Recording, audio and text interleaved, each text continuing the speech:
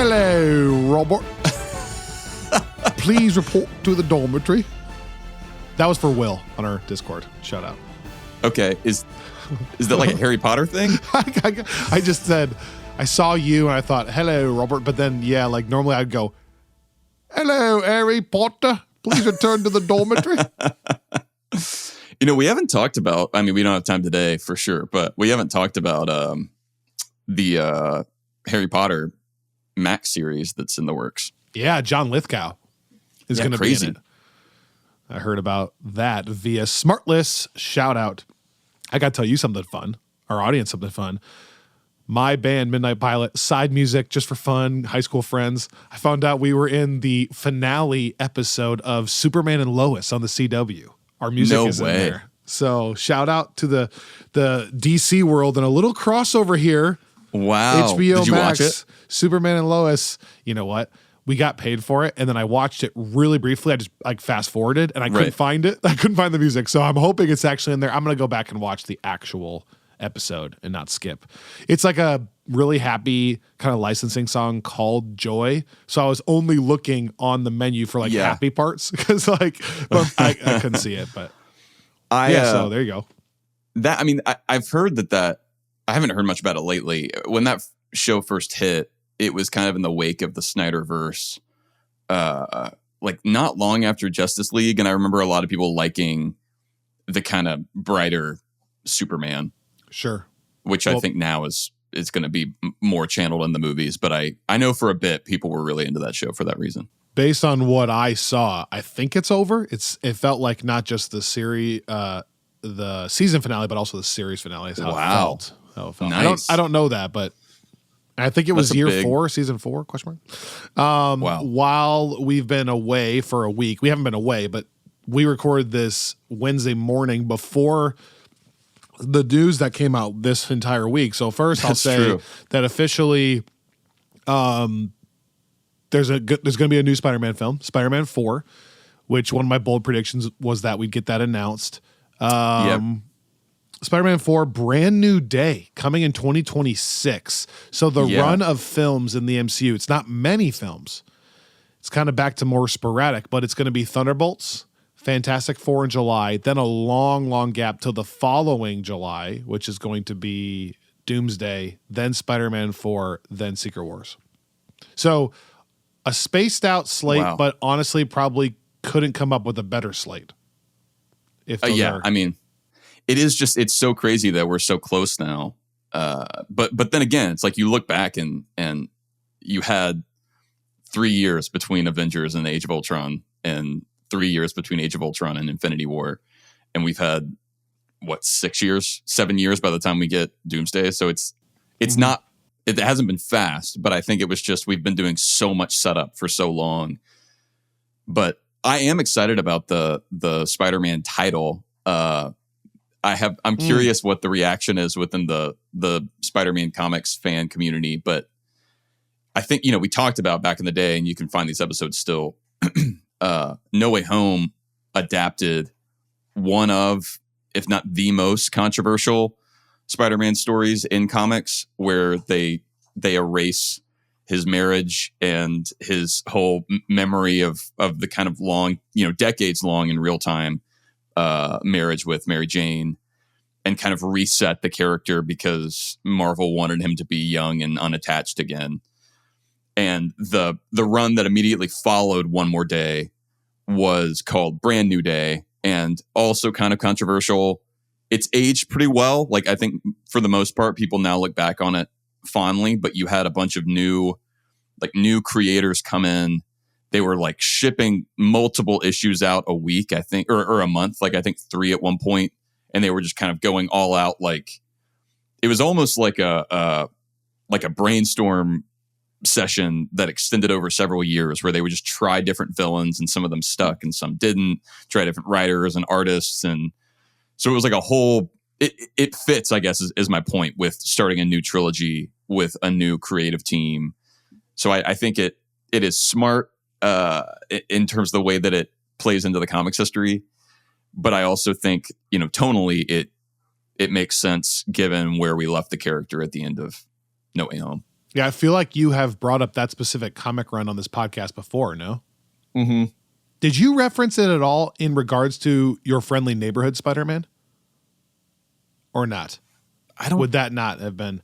Because I feel like You know what? when I saw that title, I thought of you because I know you had said that to me before, but I don't know when you brought it up. You know what? You're right. There was a they have like the title cards that they use on that show. They're always kind of pulling from a famous comic cover. And I think one of them, like later in the season, was an homage to the first issue of Brand New Day. Okay. So I think you're right. Good good memory. Well, that just stuck out to me. And then the only other thing from that CinemaCon Sony thing that stuck out to me was just that I think it's called Beyond the Spider-Verse. The third movie in the Spider-Verse trilogy isn't coming out till 2027, which is kind of, I mean, I get that animated things take a long time and I don't want them to rush it as far as I want them to get it right. But that is crazy to ask fans to be a fan of something for 12 years, essentially, of 3 movies. Like the trilogy is going to take like 10 to 12 years when all is said and done. Didn't the first one come out in like 2017 or 18? 2018. So yeah, I mean like 9 years at least. That is, I mean, for one trilogy, that's pretty. Yeah, right. I mean, that's like almost the length of the entire Infinity Saga. Right. They're shooting Doomsday and Secret Wars 1 year apart. You only have to wait 1 year for that movie. Yeah. A $450 million budget for each. I want it. That's all. We're going to talk really, really briefly about Doomsday and what Marvel put out on their YouTube page at the end of this episode, so that if you don't want to hear anything about it, you can turn it off at that point. So let's get into Daredevil first. I want to say welcome back to all of our listeners. This is Friends from Work, an unofficial podcast.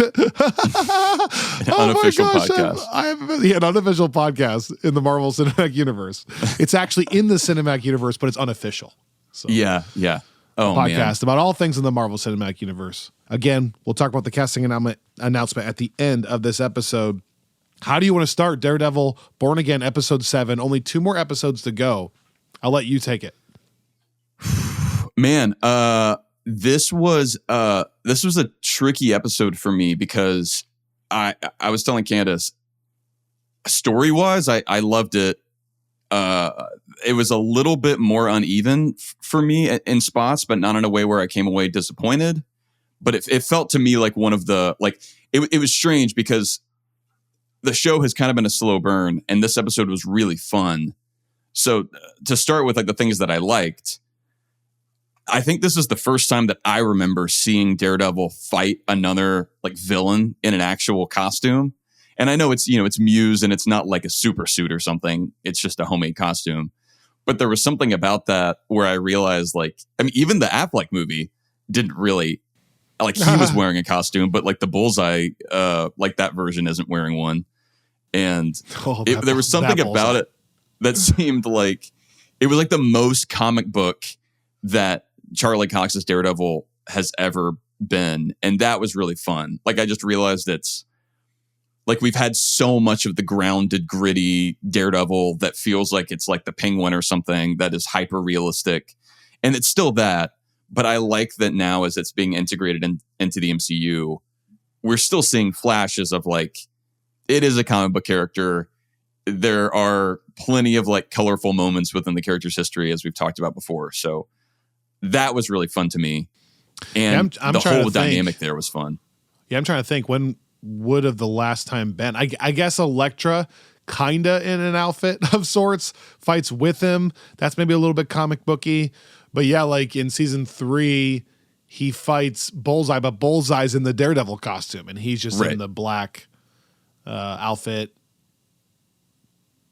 Fisk is never really, I mean, if you count that as a I guess I don't know. I'm trying to think. I mean, like, She-Hulk is like the other contender. They're kind of fighting each other for a second. Yeah, and like the leapfrog thing. But again, that's like kind of played more for laughs. And so I think like that part I in general, like I really enjoyed what this episode did. there were just a couple things that What were those things? One, and again, I always hate doing this because I don't want to, like, I would much rather increase someone's enjoyment of the episode than decrease it. And so if other people didn't feel this, I'm not saying that they need to, but I feel like disclaimer given, the choreography in the show does not quite click for me so far. Like, I like conceptually what they're doing, and I'm not saying it's bad, but there's something about it that just, it feels kind of like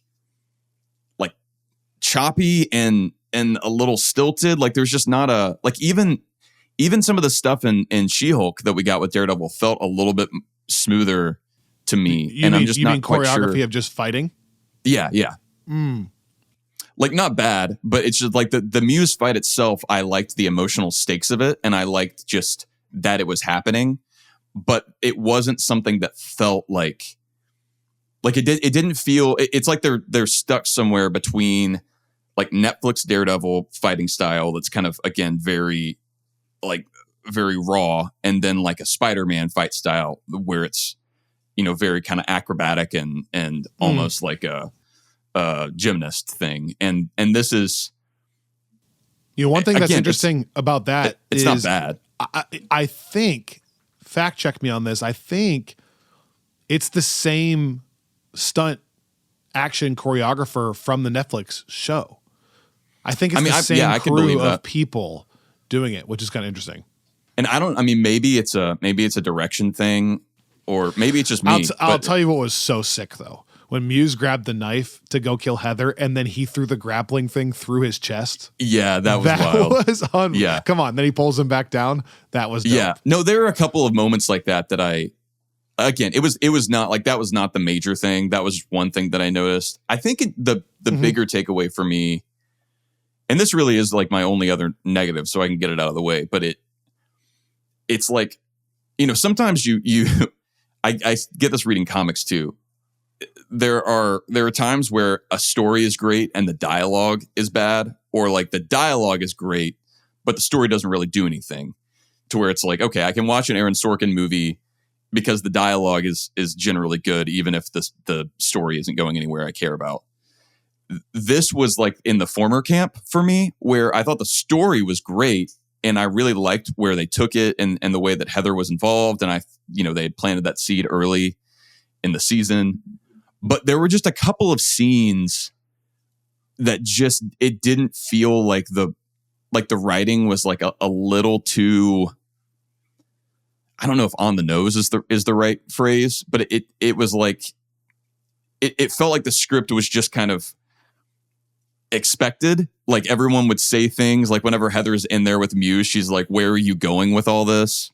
Which is a fine line. It's not like it was ever bad, but it just doesn't like. How dare she ask that? How dare she? No, it seems a little bit like. I won't mouth fart at you. Okay, like, you're safe. Okay, now we need to hear what he wants. So let's just have her ask, like, where are you going with all this? Or like whenever Fisk is like talking about his battle with Daredevil. Well, isn't it nice that Muse doesn't answer that one, by the way? He doesn't answer her. That's true. That's true. No, again, I don't want to come out too hot. It's not that it was bad. It was just like, there were earlier episodes where like the first two episodes of the series, especially, but really all of them, I've never had that moment of like, that's like not like, that could be a little bit more sharply written. And maybe that's the best way of putting it. The script felt kind of dulled to me. Like, there weren't many lines that I thought like hit. They didn't turn me off, but it felt like I need to look and see what the writing team was on this one. I don't know if you felt that at all. What were you going to say about Fisk? What was the other example when he said what? The conversation that he has with Buck about his former battle with Daredevil. Again, I like the substance of it. There was just something about it that I don't know if like the episode was like, maybe it was just having to rush too many plot developments within one slot, because it's like the whole Muse thing escalates and comes to an end while we're also dealing with Daredevil coming back on the scene, while we're also dealing with Fisk getting his task force fully set up, and realizing Daredevil's back on the scene. Like, you could imagine this being split into 2 episodes. And so maybe I'm just feeling like they had to cut some dialogue and just get in all the exposition that they needed. But it just felt a bit stilted to me at times. So I don't know, maybe that's writing, maybe it's directing, but it's like, I like what Fisk was saying about why he has this grudge against Daredevil, but something about it just felt a little too like,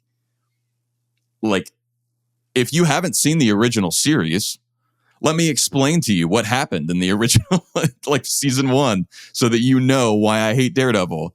It was just a little like, if I could mouth fart, I would, but I know, I see it. I see your mouth farting with your eyes, which I didn't even know was possible until, but. No, so I have so many thoughts and disclaimers I'd want to give.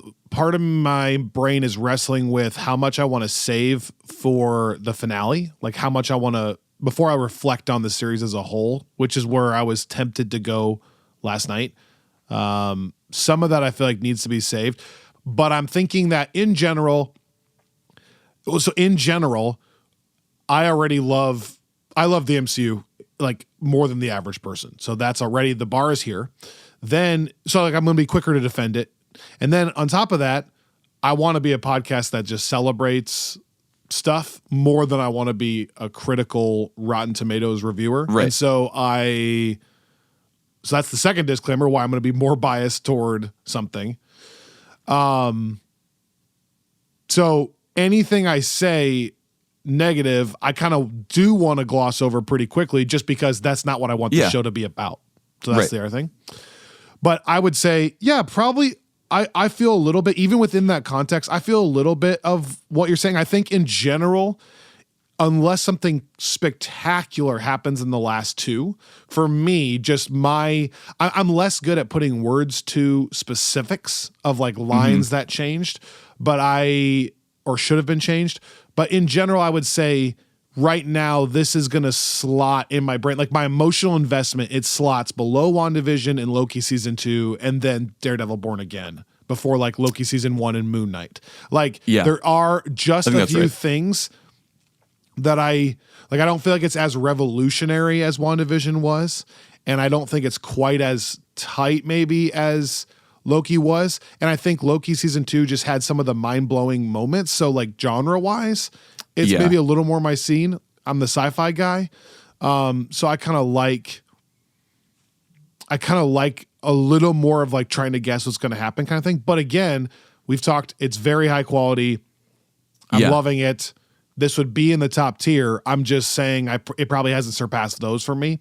And part of that is some of the stuff some of the things you're saying. Like the action hasn't been like unbelievable. It's been fine, but it hasn't met the Netflix series probably like, I don't know, some of the tension of season 3 probably hasn't met. And then, there are maybe a few line things where, I'm not feeling it as deeply, the tension, like the way season 3 is masterfully written. Yeah.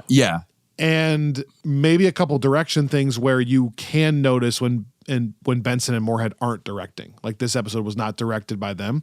And then I think the last thing I'll say is it's just from the get-go been a little bit of a show where people are always debating like how much of it was pieced together and like, can you tell where this was supposed to be, this wasn't supposed to be, like what was the vibe of that one? And so I will be interested to see what the second season's like when it's just one focused thing. I will then just add that like this was an episode that they added post the reboot. And this is the first time you're now kind of feeling like it wasn't the best written. So for everyone who was like, oh my gosh, the new team really saved Daredevil, I don't know that you and I would say that's been our experience. Like the other part that you had a question about was the very beginning of the first episode, which was the new showrunner. Like that's not what it was going to be about. So once the old team kind of was in charge, we liked a lot of it. So anyways, I like all of it anyways. That's my disclaimer. I like all of it. I see what you're saying. It'll be interesting to see when they have a cohesive thing in season 2, if that's at all different. For the most part, I think it's awesome. I think people should be watching it. It's an awesome addition to the MCU. I will gladly tell non-MCU friends about it. Yeah. But it's not perfect. Yeah, but again, it's not like, there's never a moment where I've been like, oh man, like, ugh, that's it's not embarrassing. No. Right. Like I've had those moments, and it's never near that. I think it's less to me about the, like, oh, we needed this creative team because the original was terrible. And I think it's more for me, if anything, it just feels a little like,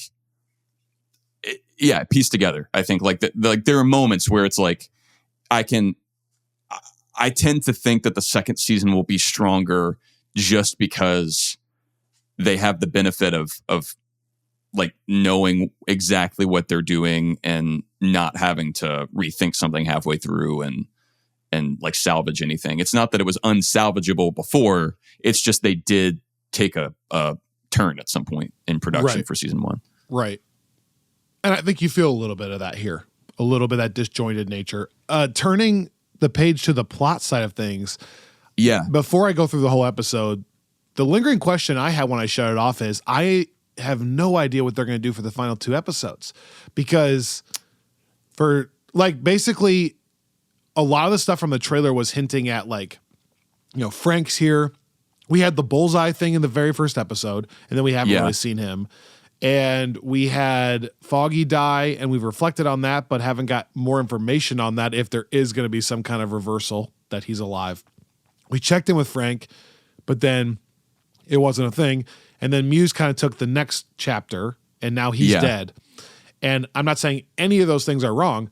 I just, like, what are the final 2 episodes going to be about? About Fisk's anti-vigilante task force just escalating in power and taking the credit, and Matt struggling with that? I don't think it's going to lead, to a showdown of Matt versus Fisk. I mean, I think at this point they would be so smart to not do the Echo finale, which would be like, let Fisk keep getting stronger and stronger and have the season end that way. If in 2 episodes, Matt is like punching Fisk in the face as a Daredevil character, like in his costume, I think that's a L. I think so too. I think to me, I'm not sure that they had to get rid of Muse as early as they did. Now, again, they had him in the background of the series for a while, so it's not like a Ben Urich thing necessarily. But I do think, like, for me, I have the same question because I could see this episode being the finale. Like, I could imagine like the end of this where Fisk is now using Daredevil's victory against Muse to spur a war against Daredevil, which is like the most Fisk thing ever. Like, he takes credit for that and then turns it and is now about to escalate the anti-vigilante task force. Like, that to me feels like a really perfect note to end season 1 on. And then you kind of open up and now Daredevil's like being hunted. But the fact that they're not doing that actually makes me excited to see what they are doing, as long as it continues to escalate. Like, I want the season to end. What do you mean the fact they're not doing that? Like, the fact that they have 2 more episodes. Like, that's not the end of the. Like, I'm saying I could see that being the finale of the season. Well, and I have those interviews in my mind where the actors said, oh my gosh, the finale, and 8's pretty great too. So it's like they're hinting that something crazy still happens in 8 or 9, and yet it feels like a lot of the pieces have kind of already fallen into place. Matt's already back as Daredevil. Muse is now dead. The Muse thing, I thought it worked pretty well for me because I don't think he's ever a villain that was meant to carry like an entire season. Whenever you don't have somebody who has some kind of superpower and is just a serial killer kind of child who's in hiding, you can only suspend belief for so long that they can't find him or couldn't stop him. Like, at some point you think like Matt is this really smart guy, would be able to track him down. So I'm okay with it. And I tend to be the guy that is on team go with the surprising thing. So Heather just shooting him and ending it was surprising to me. Whereas some people are like, oh no, that character needed more. I'm usually on the side of, well, if it shocked me, that's a win. And in that fight, I didn't see her shooting him. So I thought that was a win. But in general, I'm asking the question because there must be some part of me that's like, oh, okay, so he's dead now. What's next? Yeah. I don't think that he needed to carry the whole season. And he really, I mean, we didn't actually see Muse until what, episode 5? So, well, again, it's important to remind people that one of the early episodes we saw him at Heather's book signing. Right. And like even our manager Pete missed that. So I think they were hinting that he was obsessed with her. You know, he went to her fan thing and said, I needed help. But yes, the show wasn't about him. It was more just that one shot and then murals and there's this serial killer in the background. But they're using, instead of it being more about the serial killer, they're using him as a plot device for the anti-vigilante task force. Like that's what the show was really about. And he was just one of the serial killers in the way.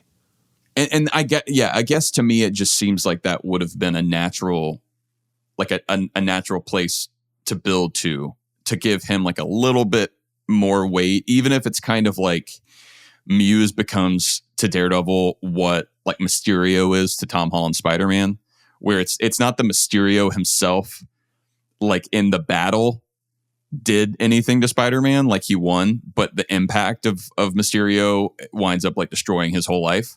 And I kind of like the idea of ending the season where it's like even Daredevil beating Muse actually plays into Fisk's hand and then sets up the anti-vigilante thing as like something to really focus on moving forward. But again, I'm saying that having not seen the last 2 episodes, and I'm kind of excited to not know where they're going. I think the only other thing for me on the Muse front before we move on, I think like the more I'm talking about it, I do think maybe if this had been split across another episode, some of my not even concerns, I think it maybe just would have worked a little bit better for me, because there were things that they started to explore here that they just didn't really have time to sit in. Like one of the contrasts that I think is really fascinating about Muse and Daredevil in the comics, but also here, is this idea that like you have the visual artist and the blind man. And so when you see this scene where Matt's trying to like feel through the sketches and he can't. Right. Like I almost wish he hadn't found out based on feeling it, because I thought it was kind of creepy that I was thinking like, oh no, he has no idea. Yeah. One of the pictures is Heather. How would he know that? Like, it's so, and that's something like there are some great scenes in the comics where it's like, there's just some like horrifying thing and he's looking straight at it and his senses just can't pick it up, like based on the way the radar sense stuff works. And it was interesting that they started to do that, but then eventually he like found the painting where he could recognize the facial structure, which I thought was like a little goofy because it's a painting. It's a painting. It's not like they're flashing to him feeling Heather's face, and it's like, wait, that's not actually her face. It's just a painting. Yeah, like I get that he's like got super senses, but still, it just felt a little like. Yeah, I kind of wish he had figured that out some other way. Well, because like the Fisk, like they figured it out because they could see it, and so they were like, oh, we did facial recognition, and I would rather him have like he overheard that. Yeah, just overheard it. But and again, it's this moment where like now Fisk is able to like save Heather, or like figure out that it's Heather and Daredevil can't, and that adds some additional tension, and it still could have played out the same way from there. Agreed. But it wasn't just that I was like, oh, that was goofy. It was more just like, oh, this is an interesting like a setup here that you haven't really encountered with Daredevil before.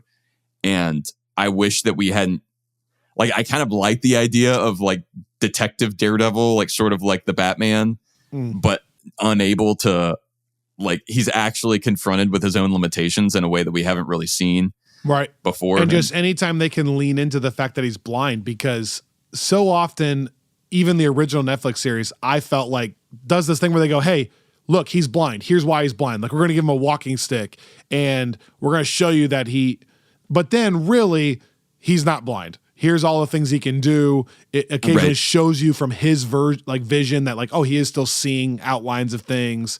Yeah. And so for the most part, literally Charlie Cox had to remind directors that, oh, by the way, I am blind, because they just started operating as if like he can do everything now.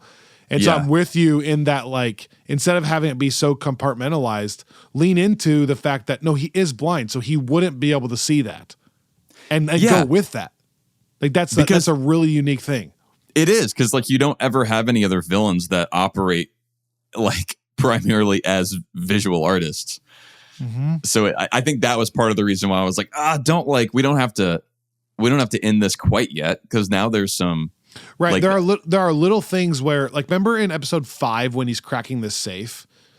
I understand that he has super hearing so he can hear the clicks, but this is dumb, right? But how does he just immediately grab the dial on the whole safe? How does he know where the actual dial is?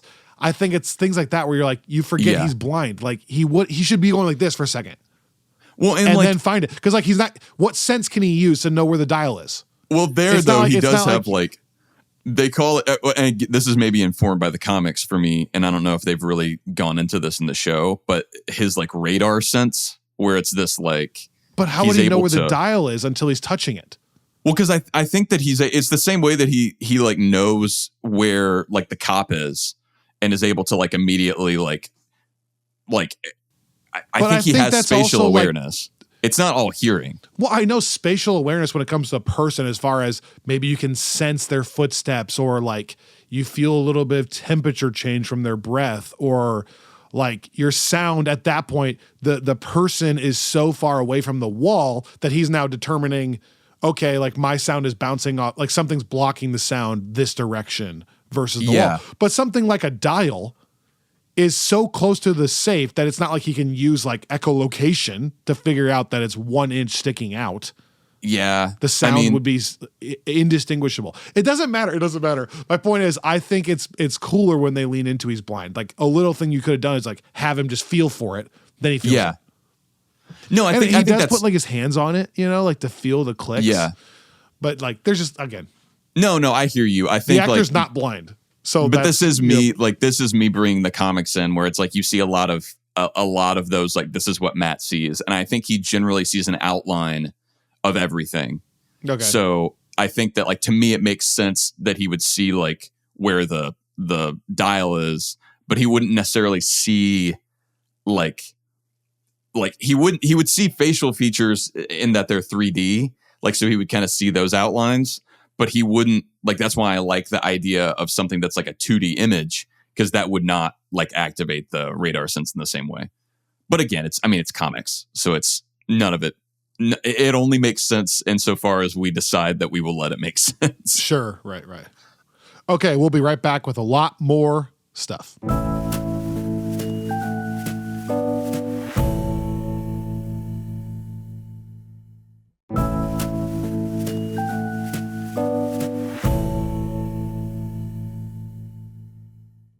All right, going back now through the episode, my first note was that Heather's asking questions, and I did like that they were setting up from the beginning. I started feeling uneasy. You know, I'm uneasy about Heather dying anyways. Yeah. And so I started feeling like, okay, Heather's now so directly asking him stuff. Combine that with the end of the episode where she says, this other guy knew my name. It feels like they're playing with that same Karen Page thing where it's like, eventually he's going to have to just tell her. Yeah. Like, how else can you? And actually, I appreciate this because actually people in our Discord had brought this up in previous seasons, but when you're being intimate with someone as well, how could you hide some of the damage that Matt has taken? Yeah. And so I like that she's now catching on to him being bruised in his back. And, it's leading, you know, she's catching on that he's lying about it. That he said he's like, you know, I'd bump into things, blah, blah. And then he tries just to have sex with her to kind of get it out of the way, the questions, you know, to distract. But hey, she's not getting, just to distract. It's that's true. Born out of love and care. That's true. She's close to it. So I feel like that discovery's coming pretty soon. I do like that she is smart enough to not really buy the excuses. Like, you can see that she's like immediately cutting through a lot of that. And I do think, like, yeah, knowing now that he said her name, it's not going to, I hope that it doesn't take long for her to piece that together. What my next note is something I loved. It's something you brought up that you didn't like. I know you didn't like the actual dialogue with Fisk and Buck, but I did love hearing Fisk attribute a lot of his problems to Daredevil, partially because I didn't just interpret that as a catch you up from the Netflix series.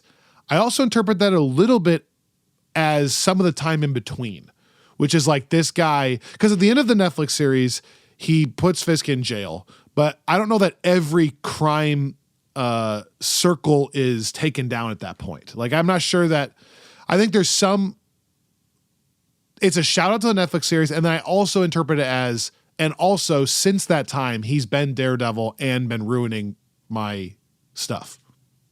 Yeah, I interpreted it as season 1 specifically, and maybe that's not correct because I thought that was the thing that Fisk had been building up. That, like, I didn't think he was thinking season 3 because season 3 he had been in prison and was kind of rebuilding. Yeah, but maybe it's the whole series. But no, I think that maybe I like it just as a general statement of acknowledging this guy is the bane of my existence. Yeah, I think that there was something about it that, like, the dialogue, what I didn't love, like, in contrast to the scene with Fisk and Matt at the beginning of the series, like, it felt like he was giving a campaign speech to Buck, and maybe that was the point. But, like, him being like, I hated that he like hurt good working men, like our importers, like people across the ocean, like people in the city. They were just like trying to earn a good living. Like it didn't feel like that. Like that's Fisk to me. Like I was like, were you mad because you thought that Daredevil like kept these men from having the ability to make a living? Like, I think you were mad because you built something and he took it away from you. No, but I think that's the point. I think he's talking as the mayor. That's the difference. I think it is a little political speech. He's trying to spin it in that I'm the victim. This guy tore down a good faith business. And that's the politics of it because obviously he's taking down crime circles and drugs and child traffickers.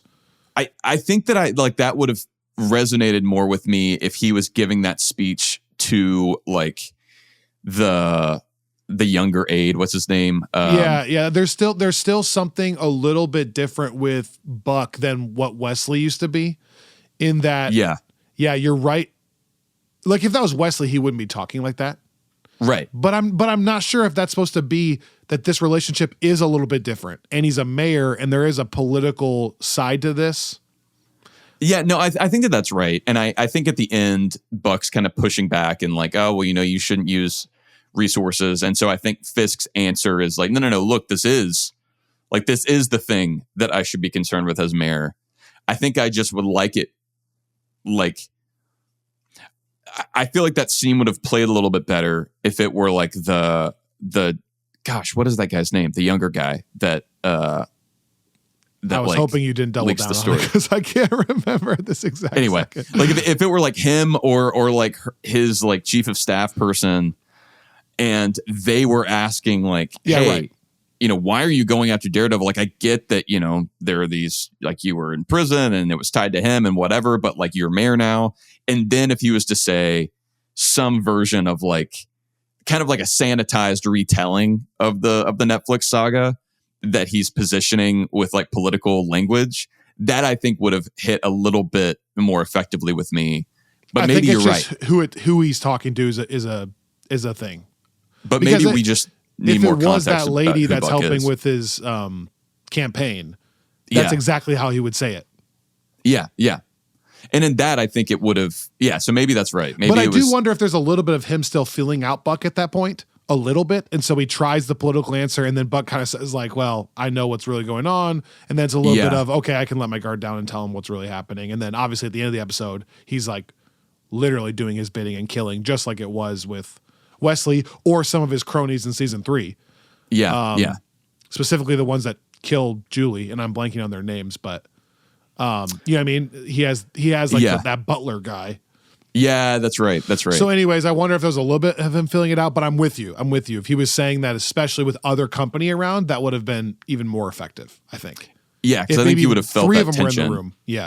Yeah. Okay. Then Muse sits down with Heather, and for the most part, I know you said there's a couple dialogue things, but again, for me, I was like, I got locked in then. I thought it was like sufficiently creepy with Matt trying to figure it out and then realizing, oh no, he's here. They show him slowly cut her arm open and she's bleeding out. Like, I was pretty creeped out. Then the bloody nose and he starts painting. The single tear from Heather as she's realizing, like, oh no. I liked a little bit of the backstory real quick, like juxtaposed with the police chief talking about it. And then like that he actually knew Taekwondo and like that a little bit explains some of his fighting, even though he's not super powered. That a little bit explains how he held his own against Daredevil. I was getting sufficiently creeped out as they're explaining that. And then the police chief says like he killed his teacher while Heather's sitting with him at the same time and kind of putting it together. I know you mentioned a couple lines you didn't like, but for the most part, I was pretty locked in at that point. Like, especially the Heather stuff. I think in the back of my head, I knew Daredevil was going to show up and save the day. Well, you know what? I can't say that because Daredevil so often they do kill those people like Heather, or Ben Urich, or anybody, name anybody. So I don't know. I think I felt the legit tension of this might go horribly wrong for Matt. And then once you know that Matt and Fisk's guys are both converging on the same location, you then have the added layer of like, even if Matt's able to save her from Muse, like what's going to happen if Matt's still there when the cops arrive? Right. For a second, I thought it was going to be that they showed up and Matt was standing there all bloody. And I love that he wasn't, because that's one thing about Daredevil that I like. I don't think anyone should ever be able to sneak up on Matt. So I never like, I don't like whenever he's caught like, oh my gosh, because and they're leaning the other way. Episode 5, like he's hearing the countdown of the police officers about to bust in the SWAT team. And then here it's like he's timing it perfectly. He knows how far away they are. And I like just long enough to stabilize Heather, they said. Yeah. And then leave. Some of the choreography was maybe a little wonky, but man, some of it wasn't. Like the fact, I thought it was pretty cool when he grabs Heather, he's going to murder her on the canvas. And then the fact that, like I said, that one grapple throw through his chest, Matt pulls him down and they end up shooting him on the canvas, like blood everywhere on the canvas. Looks like a painting. I thought was pretty cool. Not in a sick way, but like I just thought it was pretty intense. I like the final shot for sure. And I did like the way that that Cole North is being set up more and more as a character within this, because again, he's a really big part of the Zdarsky run and kind of starts out as, we'll see if they do the same thing, but he starts out as a cop that's kind of hunting down Daredevil and ultimately kind of gets converted by Daredevil and becomes like an ally. And so you start to see where it could go that way, because Fisk is telling him, hey, this is the story of what happened. And North knows that that's not what happened. So you kind of see him starting to wrestle with like, oh, well, I'm not, because like the idea is he's not crooked, whereas all these other cops are. He's just the guy there that like he doesn't like vigilantes. Okay. But he doesn't like, he's not like a, Batman Begins kind of a bad cop on the take. Then he's playing that pretty well, and they're writing it pretty well. Yeah. Because I feel like he was a little bit like, oh, that's what you're asking me to do? Okay, yeah. I was the only one here. Yeah, I think it's a good, I like that. I like that role. Like I like seeing where they're taking that. It does. What? It does. It does. Well, it just makes me wonder. I'm now thinking what the finale could be, but you should. We can come back to that later. In my dream world, and I don't think I get my dream world all the time. In my dream world, the finale is Fisk is at the height of his power. Vanessa's by his side on his team. He's got this anti-vigilante task force chasing down Matt. Matt is either arrested or like on the run because he knows like who he is and he's coming to hunt him. And somehow it perfectly transitions into Thunderbolts, and that like he is now mayor of the city. The city is safer than ever. And he has this task force that could help prevent anything that could happen. And then maybe you see some tie. You see JLD, or you see something that shows like, okay, this is leading right into now here's like the next level of that, like these Thunderbolts that are a little bit superpowered. Yeah. The next step up. And what it's like for them now with this anti-vigilante task force, and now that they're breaking the law by being, quote, vigilantes. That's my dream world. Shout out to the Newton brothers with the choir music during the fight. I thought if you go back and listen, there's some great tension that they're doing, building up during the Muse. I noticed that. The Bastion and, which by the way, Bastion, kind of funny. Yeah, it's funny. Bastion and Heather talking, and then some great choir music during the fight. We might... Yeah. You might be hearing from them pretty soon. We'll see. I hear rumors. People are talking. That is kind of what we talked about this a couple weeks ago, maybe, but there are a couple different points where Matt has been either in prison or had his identity outed very publicly.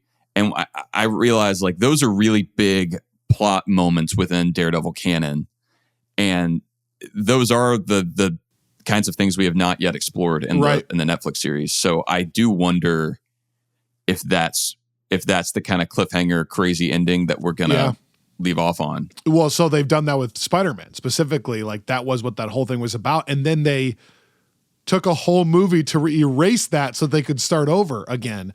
And so I do wonder if there's a little bit of, we got to be careful not to let the cat out of the bag. Like if that's the storyline we're going to do, we'll never be able to go back to hidden identity. So let's do all the hidden identity stuff first.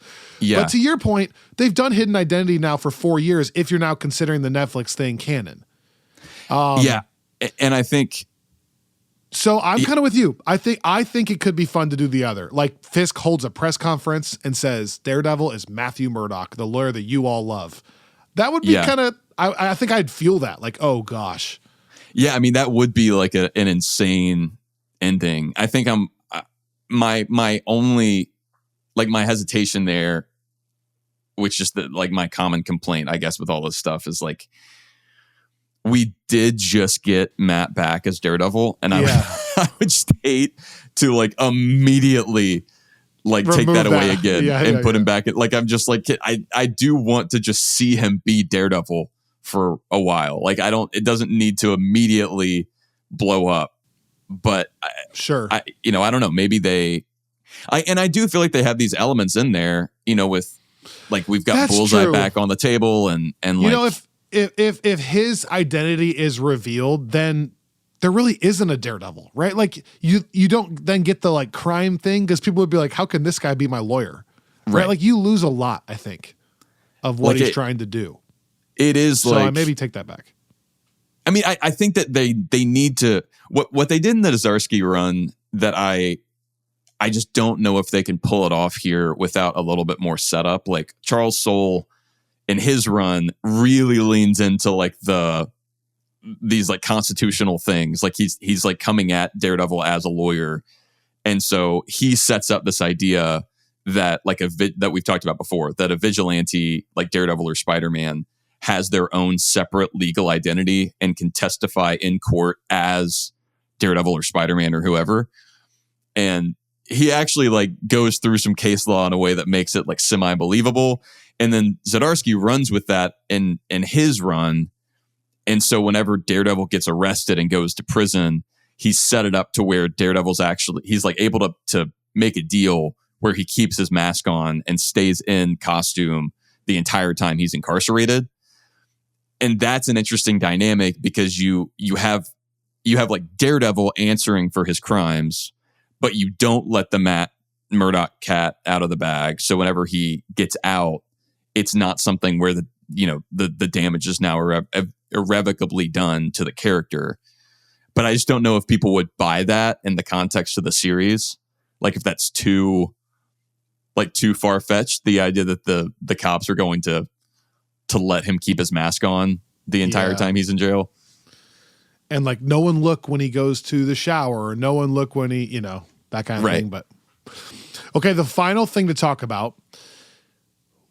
What was your read on the Vanessa Fisk side of this from a plot perspective?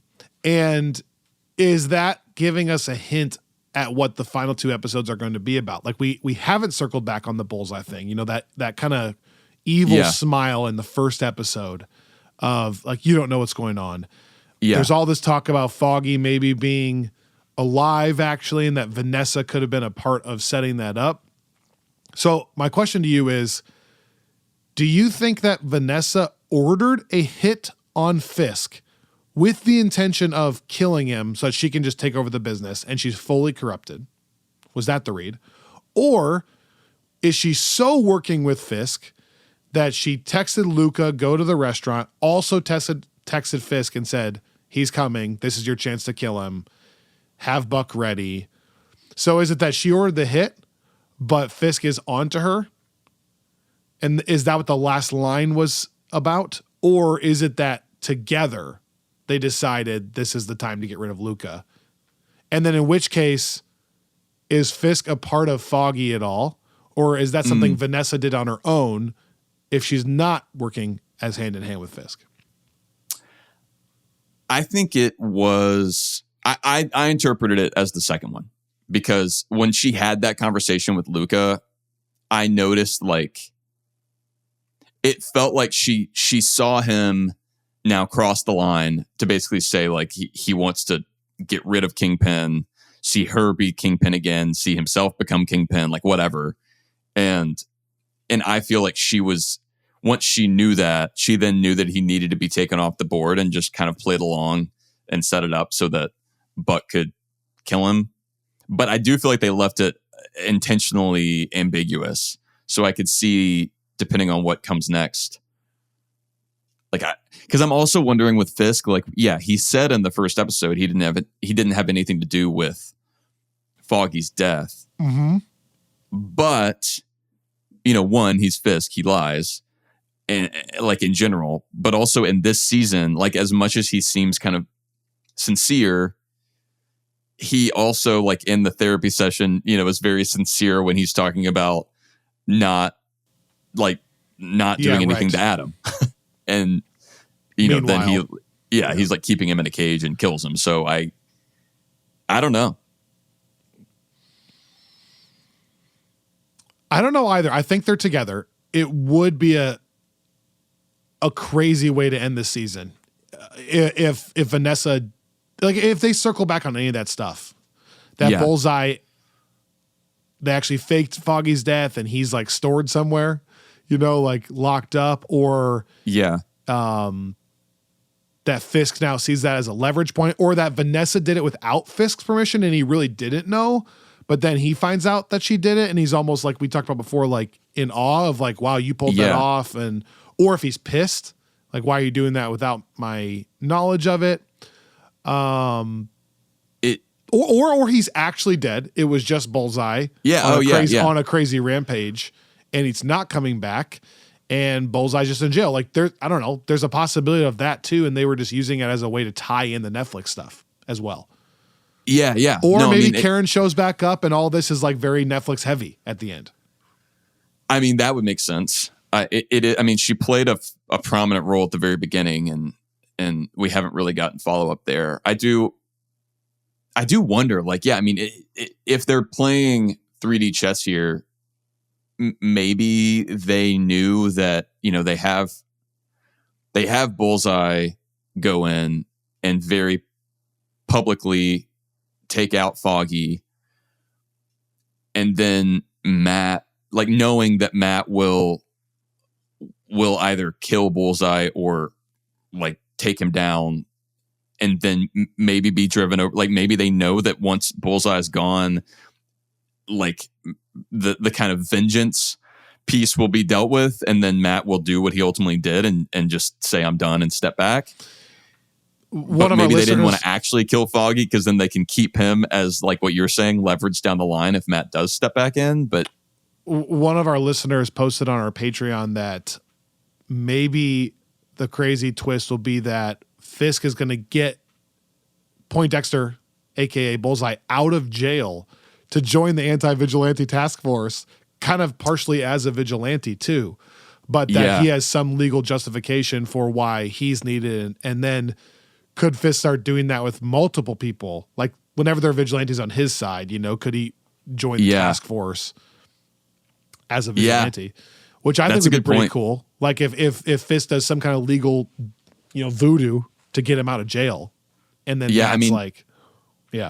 and that does have, that has comics roots. So I think, well, and besides the fact that he's a sharpshooter, he is just like a government employee. Like he's a police officer, right? He's a detective, FBI agent, I think. FBI, that's right. So like, as far as like outside of him wearing a costume, like he's just a sharpshooter, FBI agent. It would make sense. I mean, I wonder how he would again. I mean, the thing that makes Fisk such a fun character, like in season 3, is you start wondering.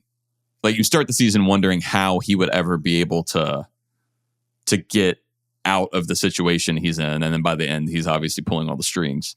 But I'm wondering how, like, right now the hook is, look, we have Muse running around in a mask, and he killed all these people.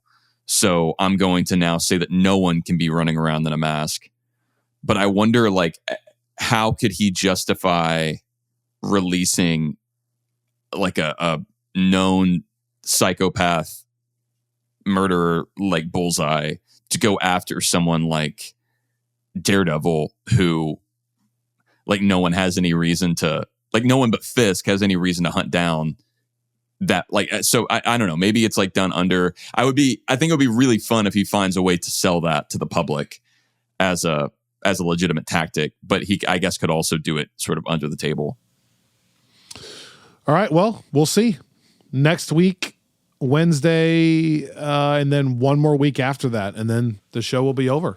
And then we're only 2 weeks from Thunderbolts. Okay, man. I want to turn the page here for the last 5 minutes or so and just briefly talk about the announcement that Marvel made on their YouTube and their Twitter and their Instagram. But if you don't want to know any of the casting rumors and you're trying to kind of silo yourself out of all the information, 1, I respect you. And 2, thanks for listening and shut off this podcast then. This is your spoiler warning. Although it's not spoilers because we don't know, but you know what I mean. Spoilers for the casting. And I will say, like, the casting, they're not, like, the casting that we're going to be discussing, like, these are not rumors. These are announced by Marvel Studios. Right, yeah, correct. So it's, know that, if, because I feel like that changes my analysis sometimes. Okay, so I have 2 cultural moments that I thought were funny with this whole thing. 1, and I posted about this on Instagram. 1, the first thing that's crazy is just, all this talk a year ago. It's not as heavy anymore, but all this talk that there used to be of like superhero fatigue and Marvel's lost its way and all of this stuff. It's crazy to me that Marvel put out an announcement, for those of you who missed it, of literally some chairs. And they didn't just say, here are the chairs, like the casting chairs for all of Avengers Doomsday. They just showed one chair and they stayed on that chair for like 3 minutes. Then with no music, there was like a sound of a thing like this. That was what was playing in the background. Then all of a sudden the camera would pan over and there'd be a second chair. And pretty soon people realized, like, okay, they're revealing the cast of Avengers Doomsday one at a time. But they drew it out that it took like 5 to 6 hours.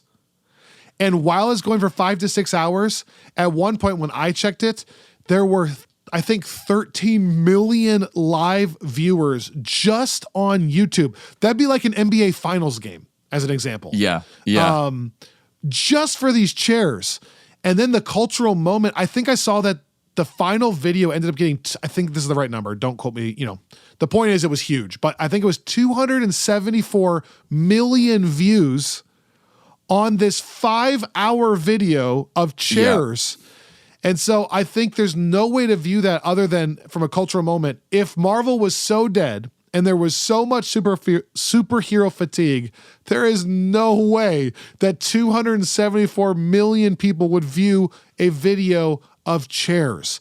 And it also spawned some hilarious, to me, memes. Like comicbook.com specifically tweeted, like, they're supposed to be doing work, but they're watching chairs all day. And they tweeted the meme from Severance of, hey, the work is mysterious and important. That like, we're just watching these chairs. Like people that were leaving their real jobs to watch this 5-hour video of chairs. Yeah. And I posted on Instagram, y'all are crazy.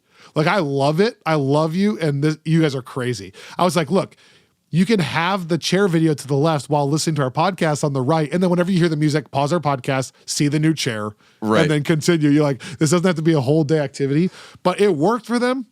So many people watched it. That's cultural moment number one. Do you want to respond to that? Well, yeah, it was just funny because I was so busy. Yeah, that day, like Wednesday and Thursday of last week were insane for me, work wise, and so I did not watch the video, but I was getting the updates in our Discord. Shout out for the Discord if anybody wants to be a part of that. That was a good time to be a Discord member. Yeah, well, that was the funny thing. Like, I finally checked back in, and it was like people were talking about the experience like they were like ending like a wartime tour together. Like it was exactly. Like it was like, man, like I'm glad to have gone through this with you. And I was like, what did I miss here? But I love it. I love it. Like I said, the memes were so funny. The work is mysterious and important. The second cultural moment before we break down the actual casting is I just found it so funny that Marvel took 5 hours to announce 27 A-listers in one movie. Yeah. Think about that for any other context, right? And it already makes me nervous that they're going to have to balance so many things in making this movie work. But they list 27 A-listers, and I just found it funny how many people in my life and on Twitter were immediately like, yeah, but why is there no so-and-so? Why is this character not in it? And I thought it's funny how quickly we go to, they gave us 27 people, and we're like, but where's this person? So unless it was 100, somebody was going to be like, oh man, they didn't include Coulson or whatever. There's going to be someone who's like, oh man, so-and-so wasn't there. I'm not saying those concerns or those questions aren't valid. It's just kind of funny to me how quickly we're like, where's the other 50? It's just kind of funny. And then to that point, before we panic about that, because so many people texted me like, is it weird that none of the Marvel's characters are there? Before we panic, like Scarlet Witch was not announced, Elizabeth Olsen, it's like, before we panic on all that stuff, Robert Downey Jr. on his own Instagram posted something to the effect of, wow, that's a crazy cast announcement. What a team. And then the Marvel Studios account on that comment, the actual account said, I think there's still room for some more, ... So I saw that. I think there are rumors that it's still not done, that maybe at Comic-Con they'll announce another 20 people that maybe would include, whatever, Brie Larson, Elizabeth Olsen, Iman Vellani, like Halle Berry. Like there are people that are still missing from this that I think still could be announced. So anyways, there you go. Well, and surely like there are surprises that they're not going to want to like spoil in a movie like that. Like there have to be characters that will show up that they would never announce, which is to me exciting because some of those characters have been announced, like the folks that I would think would be kind of surprise appearances. And so I don't know that we have to read through the entire announcement here. You can go look at it, and some of these are like the Fantastic Four. We already knew Loki was a big one for me. That Tom Hiddleston was big. Chris Hemsworth Thor was big. That's exciting for me. We knew Anthony Mackie. The old Sebastian X-Men cast is a big deal. Yeah, I mean Patrick Stewart, Ian McKellen, but also Nightcrawler, the original Nightcrawler. That's right. That's the one that really. But that one got me. Noticeably, no Logan at this point. No Deadpool at this point. Yeah, interesting. That feels like it. If it's not coming up here, maybe they're saving it for Secret Wars, because we also didn't get like a Fassbender, no Toby, no James McAvoy. So, but it does really feel like, based on all of our conversations, it almost feels like we're heading towards Anchorman 2, the Battle of the News at the end. That's what it's going to feel like, I think, where they may have multiple X-Men worlds for all I know. Like maybe one universe is McKellen and Patrick Stewart and like OG crew kind of coming to the front. And then maybe they have like, because the timelines are wonky, maybe they have like a younger crew that is a separate branched off thing that they're protecting their universe. And that's how they explain that they're not all the same ones. This is like Kelsey Grammer was announced, that beast. But that could be from the Marvels one too. Well, and I mean, James Marsden, Channing Tatum is the other interesting one. Because does that mean that, like, is that going to be the same version of the character from Deadpool and Wolverine? or like he's gotten out of the void, or is it just another variant of another him? variant? I mean, I don't know. It feels like we are setting up what we've always talked about, a battle for your universe, or at least an intellectual discussion for your universe. Yeah. From all these different places. And if that's the case, some of these people might not get more than one line. It might just be a cameo, like I said, Anchorman 2, of like, we're from this one and we don't want to die either. You know? I do. And Namor? Namor was announced. That was one of the big ones for me. And Letitia Wright as Black Panther. We also have Winston Duke from the Black Panther movies, but there was another one. Oh, Lewis Pullman is a big one. Sentry from Thunderbolts. Actually, most of the Thunderbolts were not here. Are here. No. Oh yeah, David Harbour, Wyatt Russell. Did they say Florence Pugh? Florence Pugh. Oh, you know what? I wish I could rewind. I'm not going to cut this, but rewind. I was thinking the exact opposite. I read articles that Thunderbolts is apparently like vibing so well that they're maybe going to give them an elevated platform for these things than they thought. I mean, it is funny because I am, the closer we get to Thunderbolts, the more it is reminding me of the vibe around the first Guardians movie, where it's this kind of movie that no one asked for or necessarily like thought that they wanted, but it's just all the buzz is so positive and the vibe seems. I'm so encouraged at the buzz for that movie is just how cohesive of a unit it is. Like I've never heard a single thing from that movie about like complicated reshoots or they had to get this character in, or it just feels like they're like the marketing team, the director are like, yeah, we know what we got here. Like it reminds me of Loki season 2, like the conversation that we heard about that going into it. If that movie is reviewed poorly, I will be stunned. So mark my words right now, April 2, like I could be wrong, but 1 month from now, I think we're going to be talking about how awesome it is. And again, I could be wrong, but it just feels like them leaning into like an independent director, the A24 actors, the shots of actually getting Florence Pugh to jump off a skyscraper, and they're going to have her do it. And like, we're not going to CGI things, and we're going to drive a truck through the building so it looks like a thing. We're going to blow up the car in Utah. It just feels like they're like intentionally going so far the other way of like, this is going to feel like grounded, practical, different than what people have. We're literally even marketing it as an A24 film. I will be stunned if it's reviewed poorly. I mean, if it is, that'll be, we went into Brave New World with pretty low expectations. And I thought there was a chance it would be reviewed poorly. Yeah. And I think that because of that, I was not really like the reviews for that did not come as a blow to me. But I do think like if Thunderbolts is either 100%. Bad or perceived as bad, that will be discouraging. That'll be very discouraging. That'll be very discouraging. Because I think I would go the other way. My hot take might be that we are about to go through like a generational era. That there is a chance that, because I feel as strongly about Fantastic Four. It feels like everything about what they're saying is like I saw an interview with, and I'm blanking on his name. I hate names. I'm so bad with names. But the guy who plays, help me, Robbie, who is in Fantastic Four that I'm thinking of that played Richard Jewell in that Clint Eastwood movie? He's a little bit bigger dude, plays the slower-ish cop in Richard Jewell. He's been in a couple things. He's in Fantastic Four, and we don't know his role yet, but he had someone out there screaming. They know who I'm talking about. Wait, not Galactus, though? No. Not Galactus. No. Richard Jewell, that movie, Clint Eastwood. I've never seen that movie. Okay. It's a pretty good movie. Look it up. Type in Richard Jewell, Clint Eastwood, and then tell me who the lead actor is, and that's his name. He's in Fantastic Four, and he did an interview. Interrupt me when you find it. Oh, yeah. Okay. Yeah. What's his name? Also...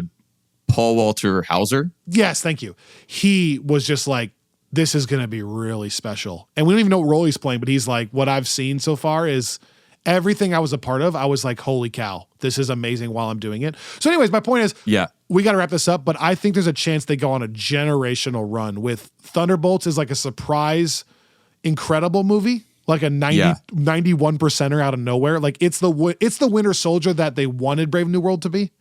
That somehow they stumbled upon that kind of feel. And then Fantastic Four is this like sci-fi epic that starts tying things together, and like there's generational performances, and that gets reviewed very well. One of my bold takes was that it was going to win an award, and so like it wins something. And then if the Russo brothers handle it right, to go Doomsday, Spider-Man, Secret Wars could theoretically be like what we felt like with Black Panther, Ragnarok, Ant-Man totally. the Wasp, That's what I was thinking. Infinity War and Endgame. It feels like we're basically running that back. But the only thing there was Captain Marvel was so controversial. So we might not even have that here, theoretically. Unless they add one, unless there's one that's being filmed that we don't even know about and they throw it in February, because that's a long year to go from July to July. I don't think that's going to happen, but maybe they surprise us. Either way, there's a chance that this is the best time to be a part of the MCU. It does feel the closest that we've come, and maybe surpassing that. Like, again, not that every single movie was a hit. Everyone was good. But like the run from like starting with Civil War all the way through Endgame was pretty incredible. Like your mileage may vary on Guardians 2, on Captain Marvel, on Ant-Man and the Wasp, but like going from that to like the first Doctor Strange, and then Homecoming and Ragnarok and Black Panther and the 2 Avengers movies, obviously, like that is, I think, the era where, whether those are your favorite movies or not, right? That's where Marvel really hammered in the reputation for just like, right. No and misses. You only need to back up a couple of years to include Winter Soldier, Guardians of the Galaxy, Age of Ultron even. I know that was a little bit controversial, but we view it more fondly than others. That kicked off like a phase that I think we could be, which, makes sense, I guess, as we're entering phase 6, that would be the analog. But my last... sorry. Okay, 30 seconds. Don't let me go on a tangent here. Do not let me go on a tangent. Promise 30 seconds. But it is... Like, part of me thinks like this whole universe has to have Avengers films as tentpole franchises to keep it centered at all times. If you don't have them always coming back to the crew, then you get a little bit lost. But when you zoom way out, outside of a couple of maybe stylistic or genre misses, for the most part, they have kind of now done, other than I wanted them to lead up a little smoother, they've kind of done what we had asked when we started this podcast, which was like, don't do anything to hinder Endgame. Let's give it a lot of space. Well, unintentionally because of COVID and all this stuff, they gave it a lot of space. Then when the project came back, they ultimately for the first year just reflected on Endgame. Here's this person dealing with the loss of Endgame. Here's this person who is dealing with the blip. And it only put more emphasis. And then we're like, don't rush into any new big bad. Well, they didn't really rush into a new big bad. They waited for a long, long, long time, for about 6-7 years. And we still don't even know how much like this version of Doctor Doom is like a quote big bad, or if it's more just there are incursions happening and it's a problem. And so for the most part, if the plane is landed, I think this era will be viewed a lot more fondly than it was while it was happening. Because like, even people now who text me, like my friends who said like, Marvel's been a little bit hit or miss with me. I'm like, well, I don't have to go very far I sent 9 screenshots from Rotten Tomatoes of the Rotten Tomatoes scores of Loki Season 2, Agatha, Daredevil Born Again, Deadpool and Wolverine, Guardians 3, Wakanda Forever. Like these are all movies that were above 80%. And that's in their dead era. Yeah. So it's not like No Way my Home point too. is if the No Way Home, if the plane WandaVision, if the plane is landed, I think this will be viewed a lot differently in hindsight. Yeah, I think that's right. I think the complicating factor, and I think you and I should do a bonus discussion of just kind of reflecting on the phase 4, phase 5 era, because I think Thunderbolts is officially 6. Isn't it the last movie in 5? Okay, I'll look that up while you're talking. But I think that it's a good time to look back on kind of what Marvel attempted in the last few years, what it's accomplished, what it has failed to accomplish. I think it's an interesting moment to look at that because of some of the statements we've gotten from Marvel. Last movie of phase 5. Okay, yeah. So I think that'll be a good time to reflect kind of between Thunderbolts and Fantastic Four. But I think that it really is Disney Plus that has thrown a wrench in things for Marvel. Not because those are like you said, WandaVision, Loki season 2, Agatha, Loki season 1. Like they're all like, it's great stuff. Disney Plus, COVID, writer strike, actor strike, Bob Iger. Yeah. But it's like I think it's juggling the Disney, like the addition of Disney Plus. I think the biggest thing that I'm realizing is like it's so clear to me, like it always has been, but I don't know, maybe more so now, how essential Kevin Feige is to that mix. Like not just because, he's a great leader. Like I truly think that if you like the MCU, it is because you like Kevin Feige's storytelling instincts and what he wants to turn the Marvel comics into on screen. And I think that with the advent of Disney Plus and just like the plethora of new projects, I think the biggest loss was Kevin's ability to be as hands-on as he had been to that point. And I know that it's not all him. I think it obviously it's a group thing, but I think that there are things now where I want to look back on the moments where it felt like things slipped through the cracks. But I think by and large, you're right. Like I think when you back up, if they land the plane here, I think that it will again, I mean, that's Kevin Feige's big thing. He loves retroactively enhancing a thing, like taking a thing that people thought was cast off and making it important again, a la Thor 2. So I think I'm excited to see him be so in on this. But the thing I was going to say, and this is my last comment, because also like if Infinity War or Endgame, if the plane wasn't landed, like let's say we live in an alternate universe where it didn't work, like it wasn't a very good movie, then I think you view that whole phase kind of as like, well, you had Captain Marvel in there, that didn't make sense, and Ant-Man the Wasp was just okay. You know what I'm saying? Like you view it all differently than it's like we talked about when we first started the podcast. Like think about the way people talk about the Star Wars sequel trilogy now, about the way people talk about Game of Thrones. Like those are franchises that people were hugely invested in going to the final installment. And now it's just like, But I was going to say, this is, obviously old news at this point, but there's something about like realizing that the real core to the MCU, like the thing that made it work from the beginning, I like the two people were Kevin Feige and Robert Downey Jr.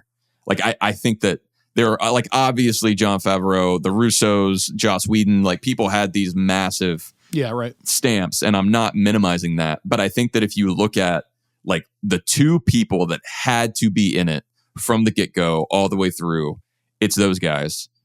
And I think that they're in it and seeing Robert Downey Jr. take the level of ownership over this that he is, like he is putting his stamp on this in such a way where if it flops, like it is a massive like egg on his face moment. Right. Like, so on the casting announcement, they showed all the chairs, and the very last chair said Robert Downey Jr., and he was in it. Yeah. And so he like waved to the camera, did a little shh. And he like, I think that says something. They're like so forward facing with this. Like, this is his thing. Like and I've read that he is like, he has been really involved, like we talked about before, in building up the narrative. But I also read something that Greg had posted about how, the story is somehow informed by the character's death in Endgame. Like I don't think that means it's some kind of direct like continuation or impact of that. Like maybe it's just it's like that's the turning point or something in the what if moment. But like my point is he is viewing this both as like building a new character, but also something that is informed by the work that he had done prior. So I think he is clearly very invested from a PR perspective. Like he's going to take it on the chin if it goes poorly, but he also seems legitimately invested from like an in-universe storytelling perspective. And that like is just the thing over all of the cast announcements that makes me excited, because again, even if it is really bad, it's going to be bold, I think. And that's just fun. Like, I don't think it's going to be bad, but it's like, it's going to do something. It's going to do something big, I think. We'd rather err on that side always, Yeah. At least go for it, and we'll see. It's a perfect way to end, Robbie. What do they say? Shoot for the stars and you may end up on the moon. Okay? Yeah. Hey, with Captain America. With Captain America up there. That's pretty good. Who we didn't see in the cast announcement yet. Didn't see Chris Evans. Again, I think there's more coming there. I think so too. All right. Wow. Thanks for listening. Friends from Work Plus. We might try to get to something this week. So thank you for those who are supporting us on that front. Next week, Wednesday, Daredevil Born Again, episode 8. The following Wednesday, the finale. I think if it all lines up right, and I haven't said this to you yet, I want to start teasing that maybe the finale is live on YouTube again. We did that for Agatha, and that was so fun. That was fun. So that would be Tuesday night afterward, like 9:30 or 10, late night, which was a fun recording thing. So lots coming there. And then we'll have to shift gears right away to Thunderbolts, which you and I are trying to make some really fun plans for. Because, if we see it a little bit early, it's only like maybe a week and a half after that. We can't say anything yet with that, but stay tuned for some fun stuff. We have some really fun ideas for that small gap after that of May and June, because we got to go back and watch the other Fantastic Four films too. There's 3 of them. Yeah, that's right. On Friends from Work Plus. And so we have it kind of scheduled. It's going to be a good time to be subscribed and following this podcast. And I'm sure those 2 films and the finale of Daredevil are going to leave a lot to discuss. Thank you for listening. We'll see you right back here on Friends from Work.